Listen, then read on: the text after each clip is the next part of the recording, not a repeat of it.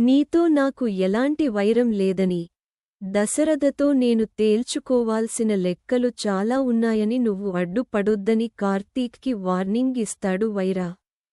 పడితే అని కార్తీక్ అడగ్గా, నువ్వు వెళ్తున్న కారుని లారీ గుద్దొచ్చు. నీ ఫ్యామిలీ మీద ఎవరైనా అటాక్ చేయొచ్చు. నీకు ఓ చిన్న కూతురు ఉందని విన్నాను. కానీ మనం చేసే పనులకి ఫ్యామిలీ ఎఫెక్ట్ కాకూడదు కదా అని చెబుతాడు వైరా. నువ్వంటే భయపడే నలుగురిని చూసి అందరూ ఇలాగే ఉంటారని ఇలాంటి అంచనాకు వచ్చినట్లుగా ఉన్నావని, నా లాంటోడు నీకింకా తగల్లేదని అంటాడు కార్తీక్. నువ్వు నా కూతురు గురించి మాట్లాడావు కదా, ఊరికి పోతురాజు ఎలాగో నా ఫ్యామిలీకి నేను అలాగే అంటాడు కార్తీక్. ఊరి జోలికి వస్తే పోతురాజు కత్తి వాడతాడో లేదో కానీ నా ఫ్యామిలీ జోలికి వస్తే ఈ పోతురాజు కత్తి వాడతాడని వార్నింగ్ ఇస్తాడు.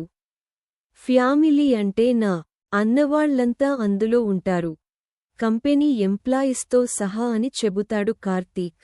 నేను డ్రైవర్ని, కారుని నడుపుతాను, కంపెనీని నడుపుతానని అంటాడు. తేడా వస్తే కారుని రిపేర్ చేస్తాను, కంపెనీని రిపేర్ చేస్తాను. నీలాంటి వాళ్లు ఏదో చేయాలని, ఎవరినో గెలవాలని వస్తే వాళ్లందరికీ సెండాఫ్ ఇవ్వడానికి కార్తీక్ అనే వాడు సిద్ధంగా ఉంటాడని చెబుతాడు. వేలం పాటలో కూడా నేను నష్టపోవడానికి కారణం నువ్వేనని తెలుసుకున్నానని, నేను దేనిని అంత తేలిగ్గా వదలనని వార్నింగ్ ఇస్తాడు వైరా. ట్రాన్స్ఫార్మర్ని ముట్టుకుంటే చస్తారు. ఇప్పుడు నువ్వు ట్రాన్స్ఫార్మర్ ముందే ఉన్నావని వార్నింగ్ ఇస్తాడు కార్తీక్. తెలియకుండానే నేను గేమ్ మొదలుపెడితే 10 కోట్లు నష్టం వచ్చింది. ఇప్పుడు తెలిసి గేమ్ ఆడితే ఈసారి నష్టం డబ్బు రూపంలో ఉండదని వార్నింగ్ ఇస్తాడు కార్తీక్. మనం కలవడం ఇదే ఆఖరిసారి అయితే నీకు ఇదే మంచిదని చెబుతాడు. జ్యోత్స్న అక్క నిన్నెందుకు కలిసిందని దాస్ని అడుగుతాడు కాశీ. బయట ఫోన్లో మాట్లాడుతుంటే తనే ఎదురైంది. కాశీ జాబ్ గురించి అడిగిందని అంటాడు దాస్. నీ మాటలు అస్సలు నమ్మేలా లేవని, జ్యోత్స్న అక్క నీ చేతుల్ని పట్టుకుని ఎందుకు బతిమలాడుతుందని ప్రశ్నిస్తాడు కాశీ. నేను నీ మాటలు వినలేదని, ఏం మాట్లాడుకున్నారో అడిగేవాడిని కాదని చెబుతాడు. జ్యోత్స్న అక్క ఎలాంటిదో నాకు తెలుసు, తనకు అవసరం ఉంటేనే ఎవరితోనైనా మాట్లాడుతుందని, మనుషుల్ని అవసరానికి వాడుకుంటుందని, నేను ఆమె ట్రాప్లో బలి అయ్యానని అంటాడు కాశీ. కానీ నిన్ను చూసి జ్యోత్స్న అక్క భయపడటం ఏంటి? తనతో నువ్వేం మాట్లాడావని ప్రశ్నిస్తాడు. ఖాళీగా ఉంటే ప్రతి విషయానికి గురించి ఆరా తీయాలనిపిస్తుందని, ముందు ఉద్యోగం సంగతి చూడమని కొడుక్కి చెబుతాడు దాస్. నాకు ఉద్యోగం లేదని, ఇకపై వస్తుందన్న నమ్మకం కూడా లేదని, కానీ నన్ను నమ్ముతున్న వ్యక్తివి నువ్వు ఒక్కడివే అనుకున్నానని బాధపడతాడు కాశీ. నాకు జాబ్ లేదు, ఇంట్లో విలువ లేదు, నేనెందుకు పనికిరాని వాడినని మా ఆవిడ అనుకుంటుందని, కానీ నువ్వు కూడా అలాగే అనుకుంటున్నావని మండిపడతాడు. నీ కోపం మనుష్యుల మీద కాదు, ఉద్యోగం మీద చూపించు. ఊరికే భార్యని, మామగారిని ఆడిపోసుకోవద్దని ఫైర్ అవుతాడు దాస్. వాళ్ళు మంచోళ్ళు కాబట్టే నీకు ఉద్యోగం లేకపోయినా నిన్ను ఇంట్లోనే ఉంచుకున్నారని చెబుతాడు. అసలు కొడుకు కోసం నువ్వేం చేశావో ఆలోచించమని నిలదీస్తాడు కాశీ. మా మామగారు తన కొడుకుని వదిలేశాడు, నువ్వు నీ కొడుకుని వదిలేశావ్, నువ్వు కూడా చేతకాని తండ్రివేనని అనడంతో కాశీని కొట్టబోతాడు దాస్. ఇంతలో శ్రీధర్ వచ్చి దాస్ని ఆపుతాడు. ఈ మధ్య మా ఆయన గారికి కోపం వస్తోందని, ఏం మాట్లాడినా ఆయనకి జాబ్ లేకపోవడం వల్లనే అనే అపోహలో ఉన్నాడని అంటుంది స్వప్న. మనం చేసిన పని ఎంతమందిని బాధపెడుతుందో చూశావా అని కాశీకి క్లాస్ పీకుతాడు శ్రీధర్. దాస్ చాలా మంచోడని, అలాంటి వ్యక్తికి చేయెత్తి కొట్టేంత కోపం వచ్చిందంటే నీ మాట అతని మనసుని ఎంతలా గాయపరిచిందో అర్థం చేసుకున్నావా అని అడుగుతాడు శ్రీధర్. నువ్వు నా కోసం ఏం చేశావని ఏ తండ్రిని అడిగినా ఆ ప్రశ్నకు సమాధానం చెప్పలేడని, నీకు కొడుకు పుట్టి వాడు నీ అంతా అయిన తర్వాత ఇదే ప్రశ్న నిన్ను అడిగితే నువ్వు తట్టుకోలేవని చెబుతాడు శ్రీధర్.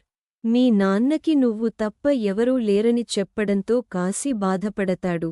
ఒక వారంలో మీటింగ్ పెట్టుకుందామని బోర్డు మెంబర్స్కి చెప్పానని జ్యోత్స్నతో అంటాడు శివన్నారాయణ.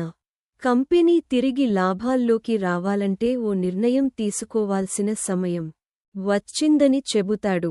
సీఈఓగా నువ్వు కంపెనీని నడిపించలేవని అందరికీ అర్థమైపోయిందని శివన్నారాయణ చెప్పడంతో జ్యోత్స్న షాక్ అవుతుంది. బోర్డు మెంబర్స్ వద్దు అని చెప్పేలోగా నువ్వే రాజీనామా చేయమని అనడంతో పారు, జ్యోత్స్న, సుమిత్రలు షాక్ అవుతారు.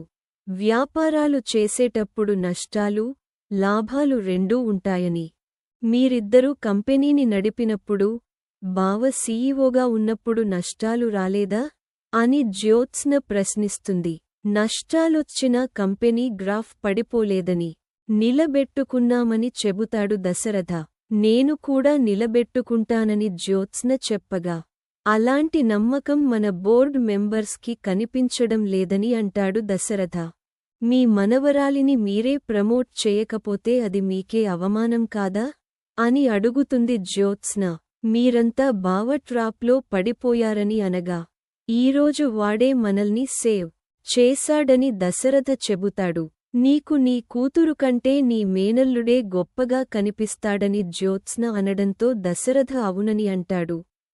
మన శత్రువు కంపెనీలోకి అడుగుపెట్టి మనమీద పగ తీర్చుకోవాలని చూస్తున్నాడని చెబుతాడు. 50% షేర్స్ తీసుకోమని నువ్వే వాడికి వెల్కమ్ పలికావని, కాని కార్తీక్ కంపెనీ వైరా చేతుల్లోకి వెళ్లకుండా చేశాడని దశరథ అంటాడు. నువ్వు వెంటనే సీఈఓ పోస్ట్కి రిజైన్ చేయమని దశరథ చెప్పగా, చేయనని అంటుంది జ్యోత్స్న.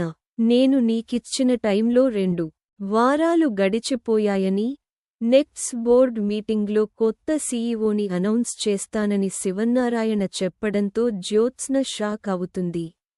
బోర్డ్ ఎవరినైతే సీఈఓగా నిర్ణయిస్తుందో వాళ్లే ఈ సంస్థను నడిపిస్తారని చెబుతాడు. అప్పటి వరకు నాకు టైం కావాలని జ్యోత్స్న అడగటంతో శివన్నారాయణ సరేనంటాడు. నువ్వే సీఈఓగా రాజీనామా చేస్తే మంచిదని దశరథ హితవు పలుకుతాడు. పరువు పోగొట్టుకోవడం కంటే పదవి పోగొట్టుకోవడమే బెటర్ అని సుమిత్ర కూడా చెబుతుంది. కాశీ అన్న మాటలతో బాధపడుతున్న దాస్ దగ్గరికి శ్రీధర్ వచ్చి కాఫీ ఇస్తాడు. కార్తీక్ గురించే నా బెంగంతా అని శ్రీధర్ చెప్పడంతో వాడు బంగారమని అంటాడు దాస్. వాడేం చేసినా కారణం లేకుండా చేయడని దాస్ చెప్పడంతో ఆ కారణం నీకు తెలుసా అని శ్రీధర్ ప్రశ్నిస్తాడు. నా కొడుకు శివన్నారాయణ గారింట్లో ఊడిగం చేయడానికి కారణం ఏంటని అడిగితే దీప అని అంటున్నాడు. అగ్రిమెంట్ బ్రేక్ చేయకుండా ఎందుకు ఉంటున్నాడో తెలియడం లేదని బాధపడతాడు. దీప, కార్తీక్, సుమిత్రల కూతురని, ఆ ఇంటి వారసురాలిని ఆ ఇంటికి చేర్చడానికి కార్తీక్ చేస్తున్న పోరాటమని మనసులో అనుకుంటాడు దాస్. జ్యోత్స్న నిన్నెందుకు కలిసిందని నిలదీస్తాడు శ్రీధర్. నీ కూతురు కళ్యాణికి కూతురు పుట్టి పురిట్లోనే చనిపోయింది. జ్యోత్స్న పుట్టిన హాస్పిటల్లోనే కళ్యాణికి ఆడబిడ్డ పుట్టిందని అడుగుతాడు శ్రీధర్. నేను హాస్పిటల్కి వెళ్లేసరికి బిడ్డ చనిపోయిందని మా అమ్మ చెప్పిందని అంటాడు దాస్. బావకి అనుమానం మొదలైందని దీనిని నేను ఆపలేనని మనసులో అనుకుంటాడు దాస్. కార్తీక్ని శివన్నారాయణ పిలిచి నేను భయపడటం చూశావా అని అడుగుతాడు. నాకు తెలిసి నువ్వు కూడా చూసుండవని అంటాడు కార్తీక్. కాని ఈరోజు నాలో భయాన్ని మొదటిసారి చూశానని, తల తీసుకోవడానికైనా సిద్ధపడతాను కాని ఓటమిని మాత్రం వదులుకోనని అంటాడు శివన్నారాయణ. యుద్ధాన్ని గెలిపించడానికి నువ్వు నా పక్కన నిలబడతావా? నన్ను యుద్ధంలో గెలిపిస్తావా అని అడుగుతాడు. ఈ సముద్రాన్ని నేను ఈదలేను. ఇప్పుడు నాకొక ప్లేయర్ కావాలని చెబుతాడు. ఇంతటితో ఎపిసోడ్